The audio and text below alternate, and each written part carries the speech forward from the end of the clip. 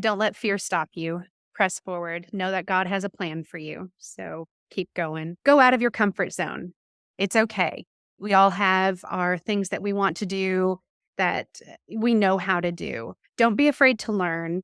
Open your mind and let knowledge be your guide. This is the Fit Investor Podcast, where we talk about how to live a more holistic life of being fit, not only financially, but physically and faithfully. We'll be joined by experts in all these areas to share their experiences and actionable and practical tips so that you can be a fit investor too. So now let's join our hosts, Cale Delaney and Brenna Carls. Welcome to another episode of The Fit Investor. I'm your host, Cale Delaney, and our co-host, the fearless Brenna Carls. She unfortunately is not feeling well today, so it will just be I. But we have a great guest today. This is Jenessa Abernathy, and Jenessa is a multifaceted professional with a passion for real estate, hospitality, and the arts. She's a dedicated wife, a mother of 5, and her family is at the heart of everything she does. She has a background in dance and music. She once owned a successful dance studio and continues to share her talents as a professional singer. In the realm of real estate, though, she's proud to be a skilled realtor, helping individuals and families find their future and investments. And she and her husband also own a thriving cabin rental company, offering guests the opportunity to experience the beauty of nature in comfort and style. So with that, welcome, Jenessa, to the Fit Investor. Thank you, Cale. Happy to be here. Excellent. And I'm excited to be able to talk through your faith journey. It's exciting. I know when booking the podcast and answering the questionnaire, you put in that faith is what led you to short-term rentals and ultimately what you're doing now.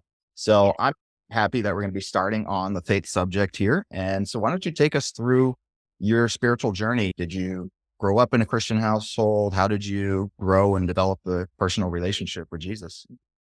So I actually did grow up in a Christian household. Growing up, I belonged to the Reorganized Church of Jesus Christ of Latter-day Saints, very often confused as Mormons, but we were not Mormons. We just had the same background, but split off and had our own ideals back in the 1800s. It was a very small church. That's where I developed my love for music, was singing for my church from a child. From when I was 8 years old, I remember doing my first solo in front of my congregation.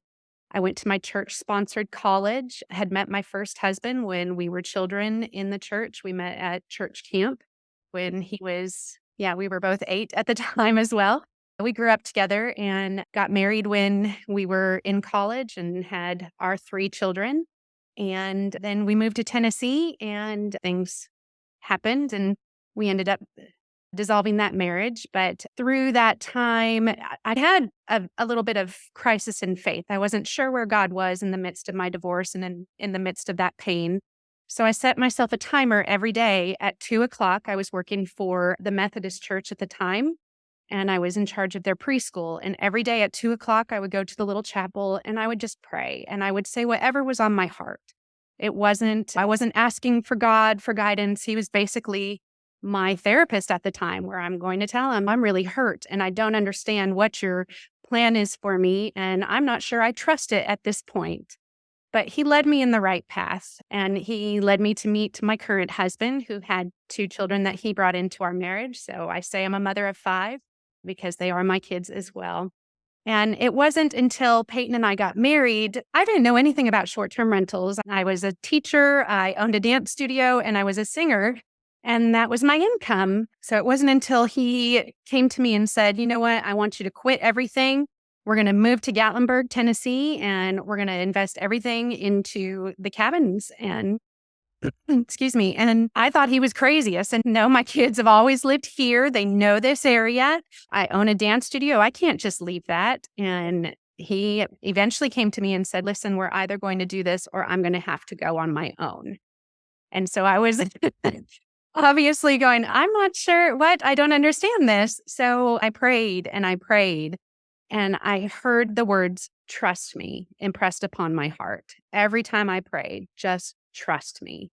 So I said, okay, I'm going to trust you. And I gave up everything. And that was so scary for me because I didn't want to be in a situation where if things went a different direction between my husband and I, that I was not going to be able to provide for myself or our kids or anything like that. But we moved up here and it has not been easy, but I know that this is where we are meant to be. We walked into a church and instantly I knew this was our congregation. We are the youngest people by far in that congregation and pretty much the only ones with children in that congregation, but that's okay because it's a nurturing congregation. You feel the spirit as soon as you walk in. The pianist and organist there, Miss Peggy, is a phenomenal musician. So I knew that's where we needed to be. Interesting. Is it still a Methodist church or? It is, yes, yes. I left the community. Reorganized Church of Jesus Christ of Latter-day Saints had turned into Community of Christ. And I left the Community of Christ back when my first husband and I had our first crisis of conscience, I will say, to be fair. So at that point, we didn't have the need or the nurturement that our marriage and our family needed at that time from that congregation. It Right. was just a lot of blame thrown around on both sides from members of that congregation. So we knew that was not a good fit for our family.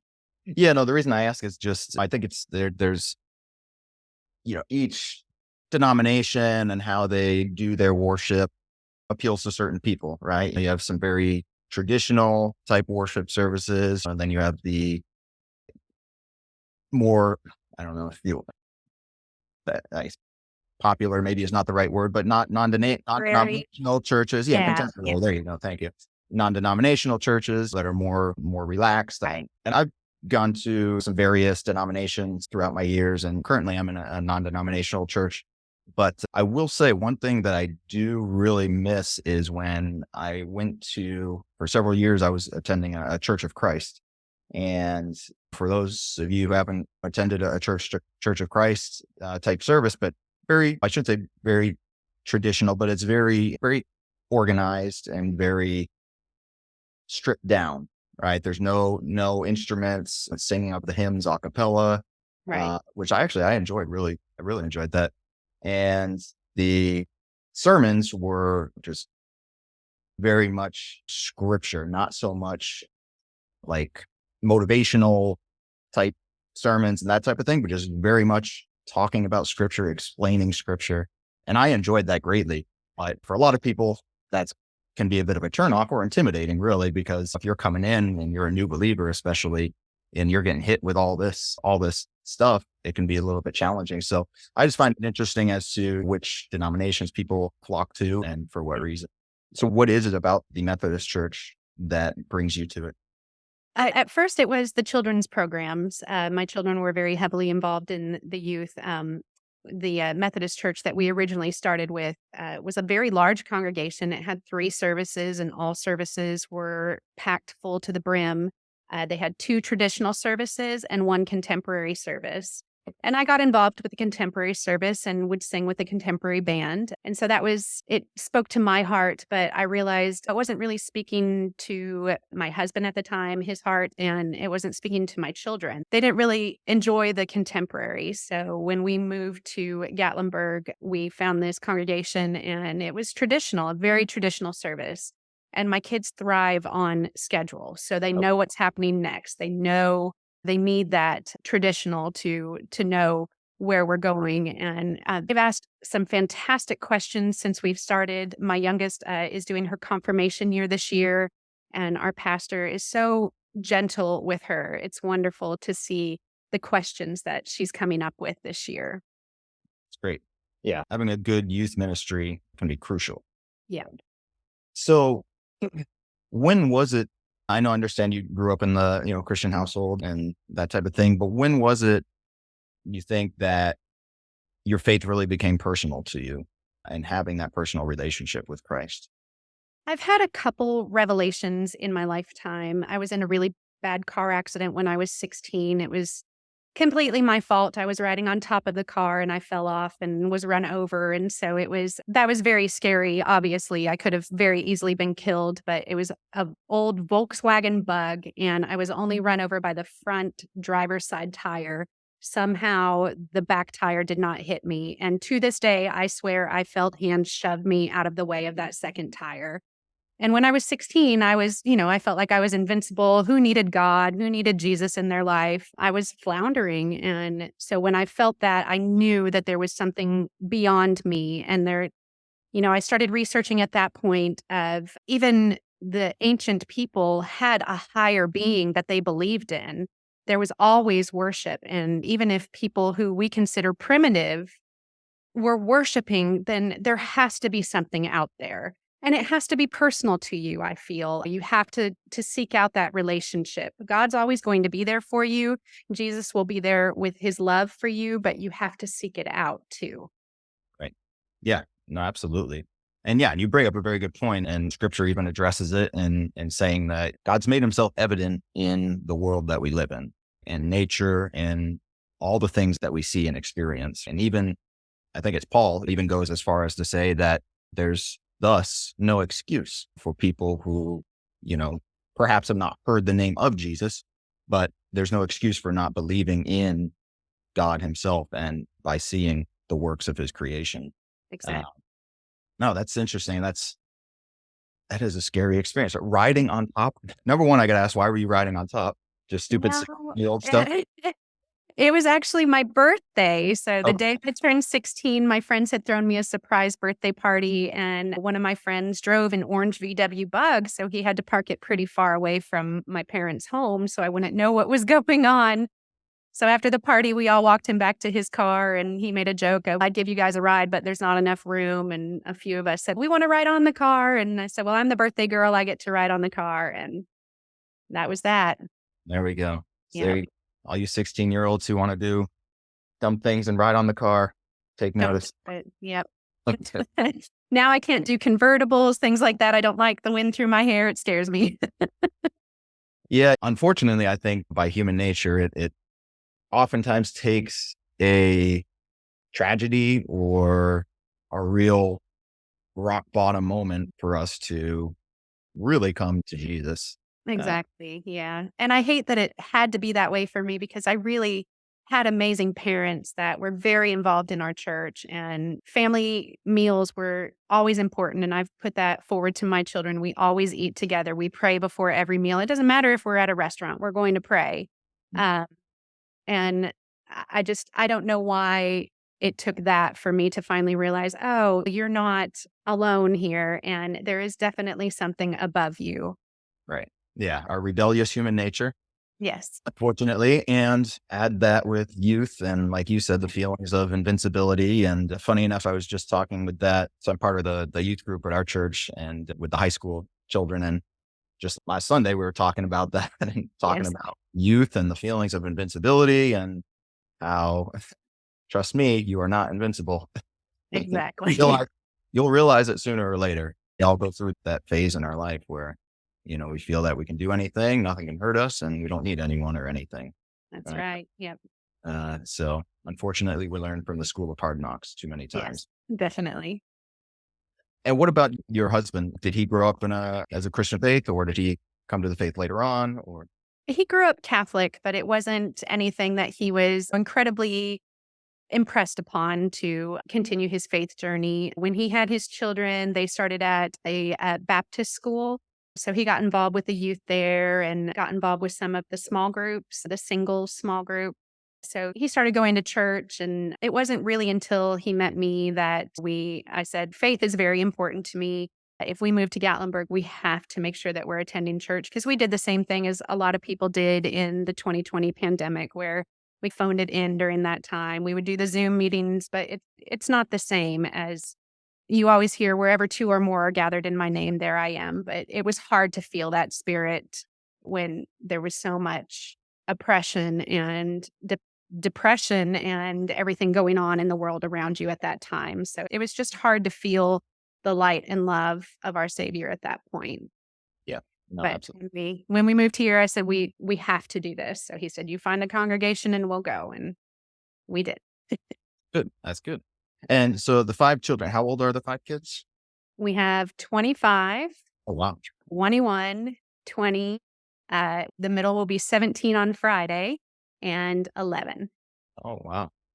Yeah. That, that spread. Wow. Yes. Great.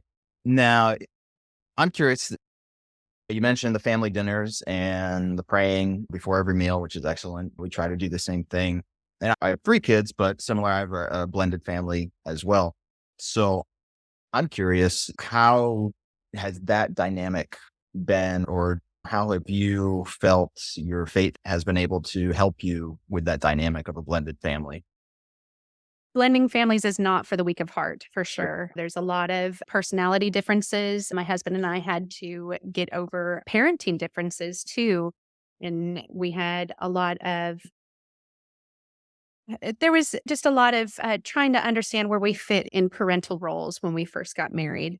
So that was very difficult. And his children didn't pray before meals, and my children always did. Getting them used to the fact that, okay, stepmom is a little fanatic and wants us to pray. So we're not going to eat until this happens.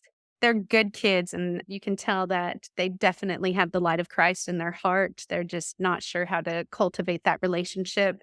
And one of them is part of the queer community. She has a hard time understanding where God is in all of this with who she is as a person. So many people have taught her that it's wrong, that Christ doesn't love her. And so she's struggling with that. And it's hard to walk into a church knowing that a lot of people there are going to shun you and turn their back on you. Yeah. Yeah. No, absolutely. That can be very challenging. Yeah. So how, I'm just sorry, I'm just trying to figure out the timelines and everything. So how long have you and your current husband been married then? We're coming up on 5 years. Okay. All right. Wonderful. Congratulations, number one. Okay. Still Uh, learning, still growing all the time. Trust me. Yeah. We are on 4 years this year, but our kids are, you know, 12 and soon to be 10, which are my wife's from the previous marriage. And then our youngest, who just turned 4 this past weekend. Wow, Uh, congratulations. Yeah, thank you. But yeah, it is a very challenging dynamic. And especially depending on the ages of the children, different stages of life and all Yes. that stuff. So it can be very difficult, but trying to at least have some type of foundation in, hopefully in the faith, is at least something that can hopefully bring everyone together and give some people a common ground when it comes to the family dynamic. So wonderful. So why don't you dig in a little bit more into, I know you said when your husband brought up this ultimatum, so to speak, you gave it up to prayer, and you heard God telling you trust me. How has that panned out, or what was that journey like from you saying, okay, I'll trust you, God, and then I assume you sold your dance studio and gave up all that stuff, but take us through that journey step by step into how things progressed. So when we first moved to Gatlinburg, there was I held a lot of animosity in my heart towards my husband at that time. So that was very difficult. I had lost my community of my friends. I had lost my church community. I was in a new area that it's only about 2 hours away from where we were living, but it's still a brand new community. And Gatlinburg is hard because it's a transient community. It's mainly filled with tourists. And so it's hard to make those connections and those meaningful relationships, Mhm. which is why I knew I needed my faith community. But when we first got there, I didn't leave the house much. I just sat on my computer and did that work. And I would drive my kids to school, and that was pretty much it. So I put on quite a bit of weight when we first moved to Gatlinburg. I was very depressed. I held a lot of, I guess, animosity towards my husband in my heart because he had forced this move on us, I felt. And it was hard for me to reconcile with how I was feeling. So finally one day I said, you know what? I can't do this. I need to open my heart more towards my husband and find something that's going to help me. So there was a local gym down the way, and I walked in, and I am very uncomfortable in big gym environments. I always worked out at home or would run around my own neighborhood. I didn't want to work out in a big gym. So I went to Elite Fitness there in Gatlinburg, and the first person I met was who has become one of my very dearest friends, and she's my personal trainer, is Rachel. And she had a very similar story as to mine. We both lost over 100 pounds in our lifetime. Oh, wow. Uh, and she has now made fitness her personal journey for everybody. She's been a really important person in my life up here. And when I started working out, my husband started seeing what I was doing and he was like, I want in on that. So he met up with Rachel too. And now we all work out together. So that helped us a lot and finding our church community. And then I started reading a book called The Praying Wife by Stormy Maratin, I believe it is. And it has different prayers that you say for your husband. And when you are saying these prayers for your husband, it's opening your heart and your mind toward not only God, but toward your husband as well. So that was very important in our marriage. And so at night now, when I'm saying my prayers, the first thing I ask my husband is, what do you need prayed for today? Mm. And usually it's something with one of our constructions, or he'll say, you know what, I'm good. Just pray for anyone else that may need it, but I'll still pray for him. Finding that and being able to open my heart and realize that I had this hurt in my heart from leaving my community and I was placing that blame on my husband. And really, I just needed that time to grieve and I needed to find my groove here and I needed to not take it out on him. So it's Right. I really appreciate your openness and vulnerability on this because I think it's super important, especially, I don't know. I don't know if it's more so in the church or not, but I think I think it's almost more challenging to be open and vulnerable in the church today. Uh, yes, Um, behind the scenes, you show up to church and you put on your happy face or your church face and you go through the motions and then you get back in the car and straight back to whatever garbage you were dealing with before. Uh, exactly. and it really hinders our ability to have the relationships or deeper relationships within the church and really get some type of resolutions to our issues, right? Because we're holding it all in. We don't want to let anybody else know that we're not perfect. Exactly. That Yeah. there's stuff going on behind the scenes. I think it's important for people to hear that because especially when you are going through challenges, whether it's marital or whatever, we oftentimes think that we're the only ones going through those Right. issues as well, which makes us isolate ourselves even more, right? Because we're Right. like, oh, I Yes. don't want, what are people going to think about me if they know that this is going on? But Right.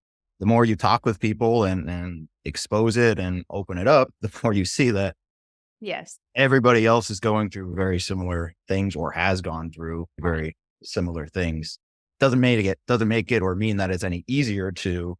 And it doesn't diminish what you're going through either. Exactly. But it's just important that we hear that and understand that, yeah, we're not alone in this and that it is important to seek help in one way or form or another. Obviously going to God in prayer first, but seeking out help within the church family if we can, whether it's through a pastor if possible or another couple in the church, outside relationships as well.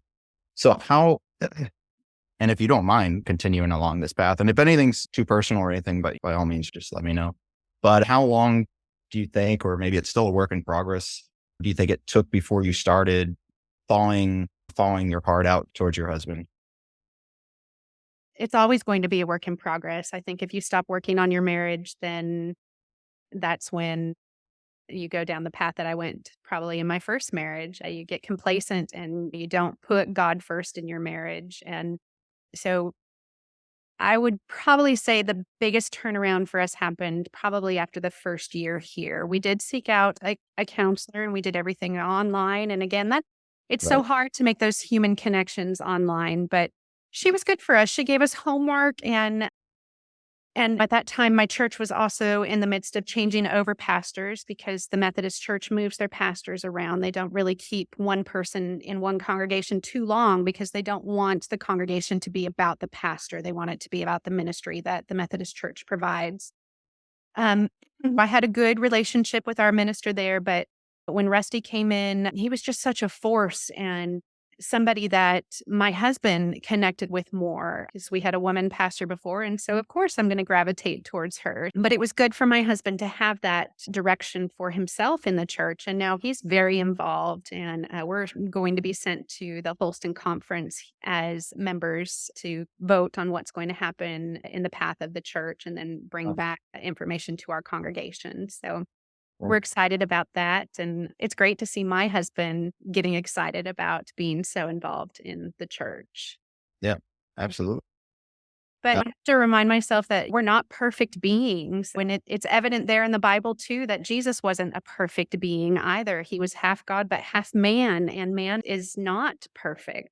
Jesus got mad at a tree because it didn't bear fruit for him, so he killed the tree. He was prone to fits as well. And if we're trying to live a Jesus life, then we need to remember that he also had his bad moments. And just because we have a bad moment doesn't mean that we are on a bad path. Yeah. Have you seen the series The Chosen? Have you watched any of that? Yes.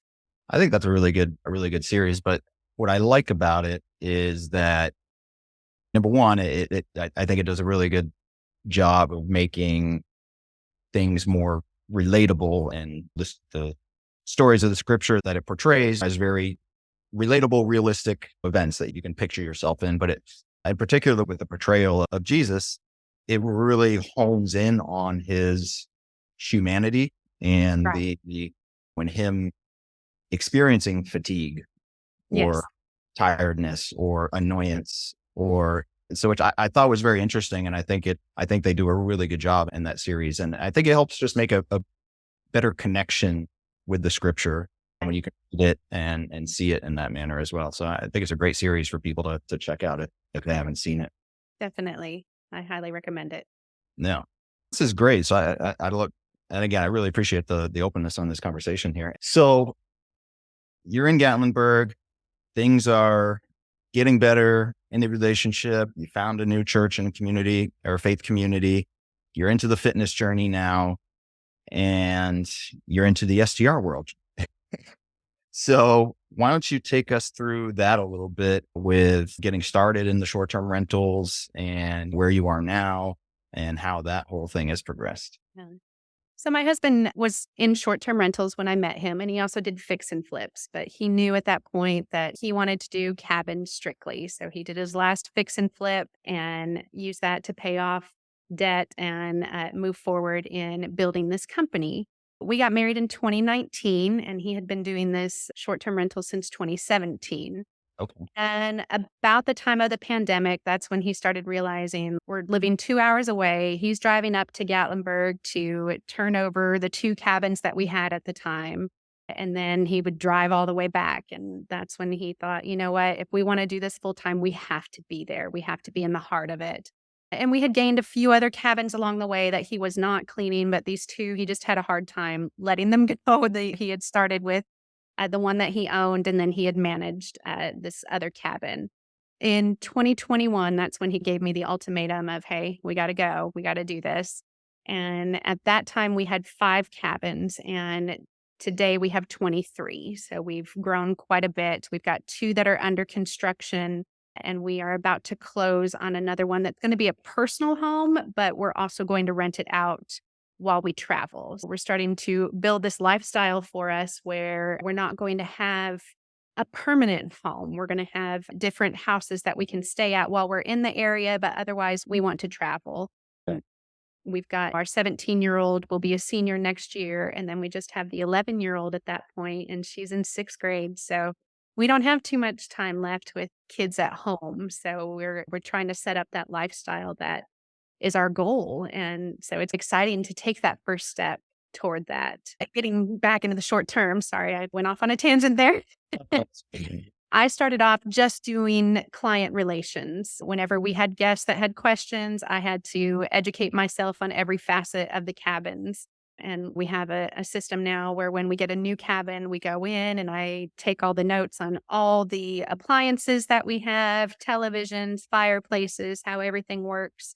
And it's still not perfect. We're still perfecting it. A lot of times I have to rely on my cleaners like, hey, I didn't write this one down. How does this fireplace work? And we have a good relationship with all of our cleaners. They are the backbone of this industry. So if you find a good cleaner, make sure that you let them know. Make sure that you hold on to them and treat them well because they're the ones that are going to make it or break it for you. Yeah, absolutely. But now my husband had said, we're buying all this land. We're looking at making more deals. And we're giving so much money away instead of using one of us as a realtor. And he said, what do you think about getting your real estate license? And I thought, let me think about that. And again, I go to the Lord in prayer and I hear, yep, this is what you want to do. So I started studying. And let me tell you, studying in your 40s is very different than studying when you're in college. Your brain just isn't a sponge like it used to be. So I had to study really hard for that test. But I passed both the national and the state on the first try. So I was very excited for that because I'm a terrible test taker too. And so I got my real estate license and then I joined this really amazing team that Tyler Kuhn started called Savvy Real Estate. And we focus on just investment properties because that's what I know. I've been involved in this since my husband and I started dating and he was grooming me. I hate to use that word, but to be in this world. And so I feel like, okay, I live here. I know what these properties are doing. I've seen both sides of the coin. I've seen what they brought in 2019, what they brought in 2020, what they brought in 2021, which was so different than what we're seeing now. But our properties are still appreciating. So this is still a really good market to invest. And it's where we want to be. Yeah. So your husband was initially cleaning the first two cabins himself, He was, living yes. 2 hours away. Wow. Yep. That was a big reason why he wanted to move. He'd get home and it was late and he was tired and he was like, I don't want to drive anymore. So Well, we moved to where the traffic is and we still have to drive. oh, goodness. I'm just curious, even with just the two cabins, why was he doing it himself versus hiring it out at that time? So when he first started, he wanted to know all the facets of short-term rentals. So he bought this little studio cabin that was for two people only, but it has a beautiful view. And so it's 80 square feet. I think it's really tiny. But he wanted to know how to do everything just in case we're still called in as cleaners sometimes for our cabins. If we have a cleaner that has an issue with a car or we had one that had a sudden death in their family and had to go. And so we were able to just run over there and get it done because we know the processes and what needs to happen. He wanted to start from the bottom up and learn every facet of this. Okay. And working that hard, he knows how hard our cleaners have to work as well. So Right. that gives him a different appreciation. Yeah, absolutely. So now with 23 cabins, how many different cleaning teams do you have, or do you have it in-house now, or? It's not in-house. We have 6 different teams that we work with. Because here you have a lot of cleaners that want to stick to just a certain area because there's so much traffic. So Right. you can't have somebody in Gatlinburg and then all the way over in Wares Valley. And it's just really hard to be able to get all of those. So they want to stick to a specific area. We do have cabins in Pigeon Forge, Sevierville, Gatlinburg, Wares Valley. We're looking at Townsend next. So we'll have to find a cleaner that will service Townsend, but just trying to keep those cleaners that we have. We've vetted them for many years, so we try to keep them very happy. Yeah. I just got two in Townsend, so I can give you some referrals when you come that way. Great. Yeah, we're really excited about that project. That'll be fun. Yeah. I actually, personally, I really like the Townsend area much more than Wares Valley is very nice too, but much more than the other parts of Pigeon Forge, Gatlinburg, I do Spear. too. It's just a little bit more. I mean, they call it the peaceful side of the Smokies, and it is, but you've got some really great high-end restaurants that, you're not going to know about unless you're there. You've got the beautiful, you're in that valley, so you're surrounded by mountains. You're right by Cades Cove and the entrance to the Smoky Mountains. It's a really wonderful location. Yeah. And plus, I think it's just more, honestly, it's more convenient. You're 20, 25 minutes from the airport. You can Yes, go towards Maryville or Knoxville for the big box stores instead of dealing with the right. traffic of Pigeon Yes, Forge and all that stuff. So yeah, I think it's great. I like it there. Uh, yes. but I'm curious as to the scaling journey up to 23, because you started out with the two in 2017, I think you said, right? And you still had those two up until was it 2019 or? 2019, when we got married, he had been going to different real estate investor meetings, and most of those people were in fix and flips. Mhm. He started talking up cabins and saying, you guys should buy a cabin. And they said, yeah, we want to, but we don't want to manage it. And he said, I'll do it. So So that's how we got started. And really to this day, we know personally every single one of our owners that we manage their cabins. And it's important that we do have that relationship with them because we want them to know we don't want to be big. We don't want to have 100 cabins under us. We want to keep it small so that we can give that personal attention and make sure that we treat your cabin just as good as we would treat our own. So Right. that's important to us. So what is the breakdown of cabins that you co-host or manage versus what you own? So we own one at this Okay. point, but we have two that are under construction that we will own. And then we are closing next week on the home rental. So that will give us four that we own, and the rest we co host and manage. Hey guys, it's Brenna Carl, CEO and co founder of The Mortgage Shop. When I'm not spending my time searching for the best pizza in town, working out, well, because of pizza, or fighting sharks, as Kale likes to say, I spend my time educating clients on the best investment products that will help them build generational wealth and making sure their loan process is as smooth as warm butter on a piece of toast. Call us today to get started with your investment journey at 800-816-7982, or, to talk more about pizza. Talk to you soon. Okay. All right. So how did you, I guess you mentioned, so through the meetups that your husband was going to, that's how you started getting the clientele. And then from there and getting started with it, was it through word of mouth or additional going to the meetups or marketing, or how did you grow the business from there? We've never marketed, and it's not something that we're very interested in doing. We want to know the people that are coming to us. We do have a realtor friend that whenever he has a client that says, "Do you know anybody that would be willing to manage?" He says, "I've got a really good manager because we manage four of his properties." So he's gotten us a couple clients. Again, we just usually the people that own the first cabin decide they want to get more. We have several owners that have four or more. Oh, okay. That's excellent. Yeah. So what, because especially now in today's economy, co-hosting is becoming more and more popular. What would you say are some of the perhaps unique challenges that come along with co-hosting? And on the flip side, why do you think it's a great business model? Yeah. I'm going to say probably the biggest challenges are that we don't own the cabin. So when it comes to needing big repairs, things like that, we have to really research and make sure that we're keeping it economical for the owners. And we have to write up a big report and say, okay, this person came in at this quote, this person came in at this quote, and make sure that they know we've done our due diligence to keep their investment safe, but also make sure that their investment is still running.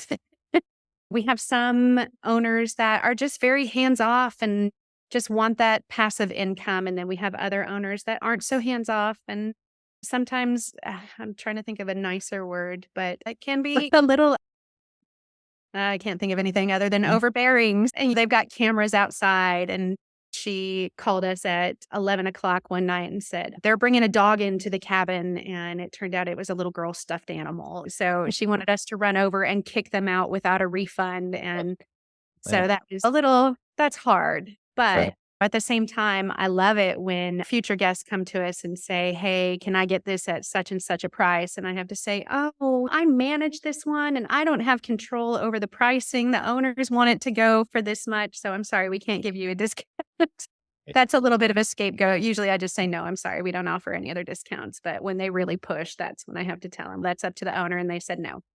So that is nice when you have owners that let us just do what we do because they know we're going to take care of their investment. I think having a good relationship with your owners is very important. Having complete transparency with your owners is very important. They're going to know if they see anything on their owner report for the month that, hey, we had to go buy this, that we literally had to do it, that it wasn't it's on the fence and we could have fixed it, but we're just going to get a new one. They know if we can fix it, either myself or my husband is going to be out there doing it. And if it's not fixable, we're going to replace it. And so having that trust with your owners is very important. Right. What about like when you are bringing on a new client, or I guess even before that, do you have almost the same as when you're acquiring properties, you have a certain buy box criteria, right? Do you have a certain criteria that you want to make sure that it conforms to the rest of your portfolio or your standards or that type Yeah. of thing?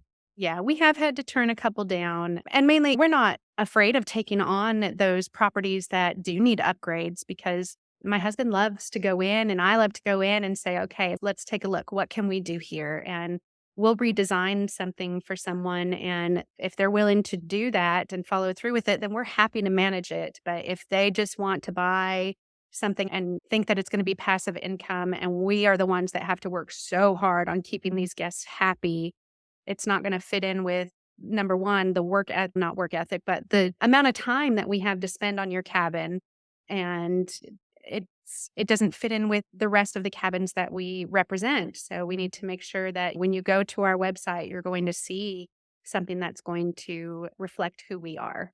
Mm, Gotcha. And where are you in terms of like this whole direct booking movement? Do you focus more or have a big focus on direct booking and marketing for that? Or what's your strategy look like at this stage? Yeah, we have studied under Bill Faith. And so we are working really hard we've had a direct booking website for a couple of years, and we're looking at about 15% comes through right now, direct booking. We would love to push that number up. And people, I think, are starting to realize, oh, it's cheaper to go to somebody's website than it is to pay all these other fees on some of the other hosting websites. Yeah. Wonderful. And so is that your business model for the foreseeable future and continuing to grow the co-hosting portfolio? And Yes, definitely. We have a goal of owning 10 and then managing. So, all in all, 50 cabins. That's when we're going to top out and say, that's it, we're done. And we want to own 10 of those. wonderful. Excellent. And do you and your husband still do really all the management yourself, or do you have additional team members, VAs, or anything like that? Right now, we do have one virtual assistant that lives in Atlanta, and he's someone that I worked with before when I was in the nonprofit realm with United Way. So I knew him and I knew how he communicates. And so it was just a good fit. Okay. All right. Wonderful. Excellent. So tell me about that for a little bit as a little bit of a tangent, but working with United Way, what did you do with that? So I would help with their marketing, and I would enter all the donations that would come in and all the checks that would come in. And then we would go to all the festivals. And so we would have to put our faces out there. And I'm a very introverted person, but I can be extroverted when I have to be. We would go out and we would do sales at a lot of the concerts that were being held in the town that we were in. I would go to the Rotary clubs and speak up United Way and what we're doing in that community. And United Way and a lot of those nonprofits are fantastic accessories to the communities that they're in. They do really good work. So if you are able to donate to any nonprofit, do your research and make sure it's a legit good nonprofit, but the majority of the time they're doing good work. So it's always worth your tithing if you can. Yeah. Wonderful. And I want to backtrack just a little bit because I forgot to start off with it, but I wanted to learn a little bit more about how you got into the dance and the singing. Yeah. As if we can take a couple minutes to share that with us. Yeah, I actually grew up doing it. So when I was 6 years old, I broke my arm dancing in my parents' entry foyer, and it was a marble floor, and I had socks on, and I was dancing on it because I thought I was an ice skater. And I did this jump and I fell because my feet just slid out from underneath me and I broke my arm. So my mom said, okay, we're going to get her dance lessons so that this does not happen again. Just learned it. Yeah.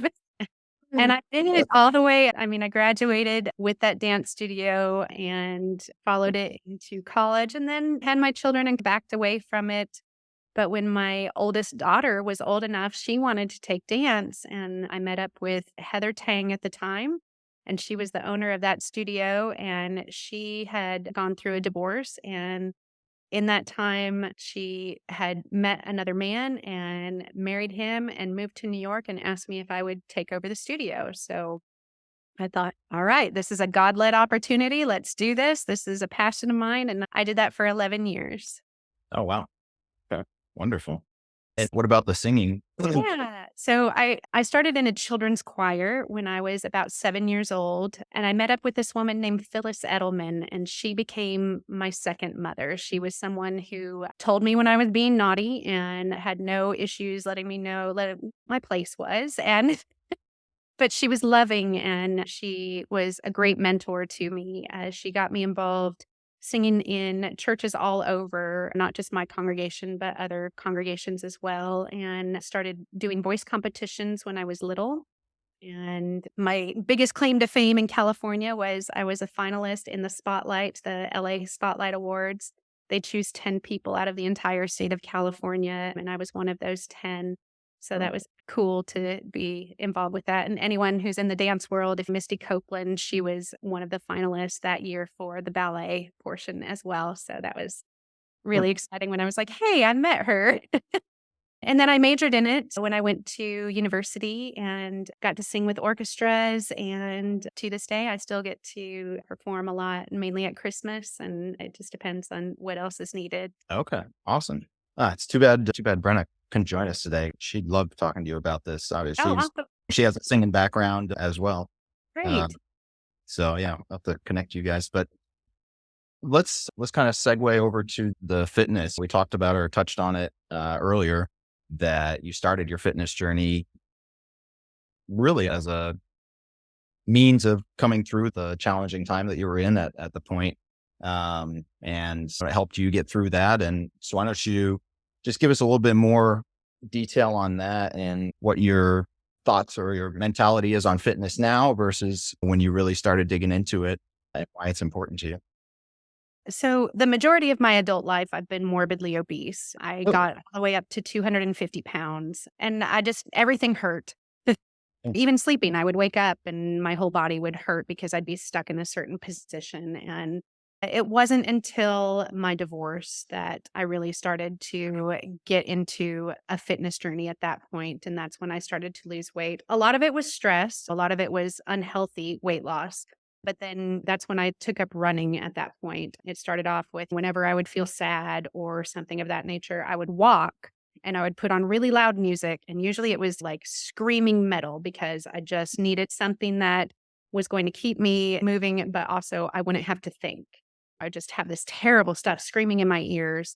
And then from then, I needed more. I needed something heavier to do. So that's when I took up running. And before that, if you saw me running, you better be running too, because something is coming to get me. So it was, and I still have a love-hate relationship with running. Cardio is still not my favorite thing to do, but I also know if you want to have a healthy lifestyle, it's got to start here and here in your mind and in your heart.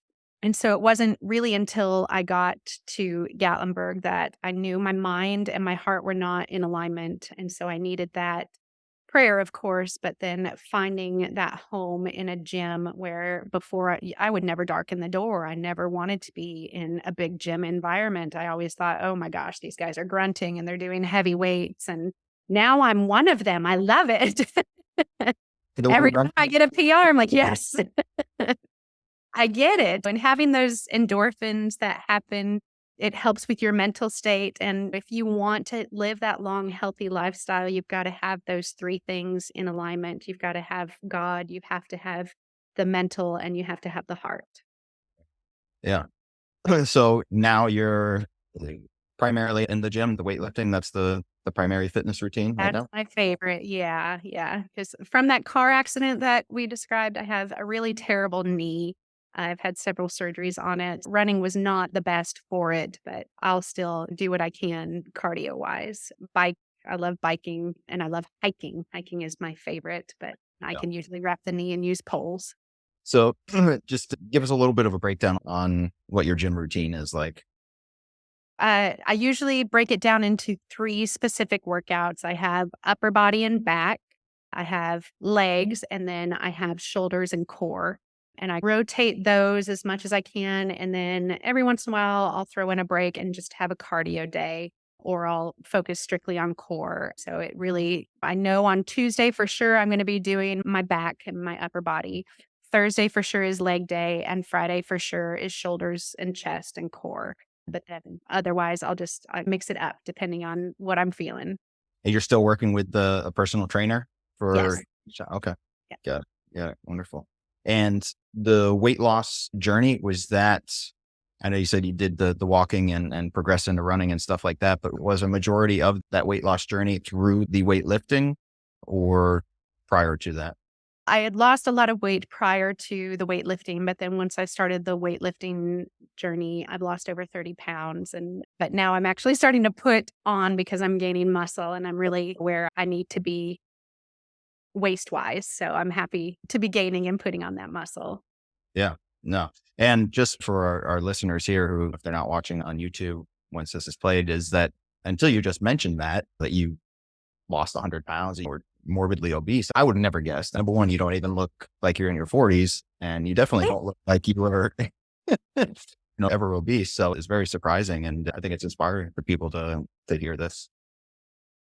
Yeah, it was definitely a journey. When I look back at the pictures from when I was so overweight, I don't recognize myself. And even my husband, he didn't meet me before I had lost a lot of weight. But Yeah. when he sees those pictures, he says, you don't look like the same person at all.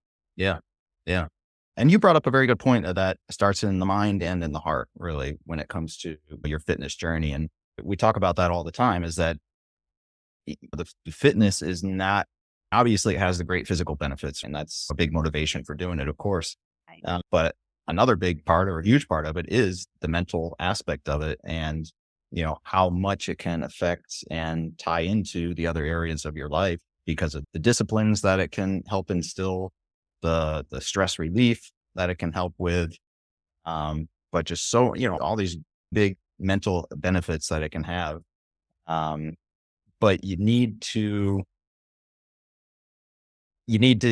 get over that hump initially in getting Right. started, because that's with anything, getting started is the hardest thing, right? Yeah. And I it mean, can yeah. be extremely stressful physically and mentally when you're getting started in any type of fitness routine and you're trying to make it a consistent discipline in your life. Once you do, and it becomes that regular routine and that regular momentum, things just become so much easier, and the benefits that it can have throughout the rest of your life are tremendous. Yeah. It Prior doesn't to, matter how many times you have to take that first step to get on that journey, take it. It's yeah, okay. We all fall off the horse at times and just get back on. It's okay. No one's going to judge you if you put on 15 pounds after you've lost 80. Just get back to it. right. Yeah. And it's just like anything else, it's always a journey and a work in progress. I've been weightlifting for 25 years, but there are many days that I really don't feel like it. Exactly. But you got to grin and bear it and stick with it and go to the gym. And once I'm through that warm up and into that first exercise, usually I'm glad I did it and feel much better. And the rest of the workout is fine. Unless it's But yeah, the T-bar. I hate the T-bar. yeah, there's I always see going to that be one's some. coming. I'm like, ah. I think that's leg days for most people. I like leg days. As a dancer, leg day is always my favorite. I've always done legs because I never wanted to be one of the guys who is with the big upper body and the chicken legs. Right. Uh, Yeah. so I always wanted to be proportional and that type of thing, but I never enjoyed it. I still can't say that I really enjoy it, but I'm much more okay with it, and I don't necessarily dread it as much. And actually, I do two leg days every week now. But I think part of that is that, and just in this phase of life and my fitness routine that I'm in right now, is that I'm not into as much pushing for the super heavy weights in a lot of the exercise. And I'll still go heavy on some things, but especially when it comes to like back and legs now, I'll still do what I consider heavy, but not to the point where it's just really uncomfortable. And I think that was one of the big things for me with legs previously when I was younger, is I would do very heavy squats and leg presses and all that stuff. And it's so uncomfortable. It really is uncomfortable. And I would just dread it every single time. And now it's a reasonable weight that, yeah, it's still uncomfortable. You need to have that uncomfortable to grow, but it's to the point that I know it's manageable. It's not pushing me to any extreme where I'm really worried about injury or this, that, or the other thing. And so I think that for me has made it a lot better. And getting through those things that I don't enjoy as much.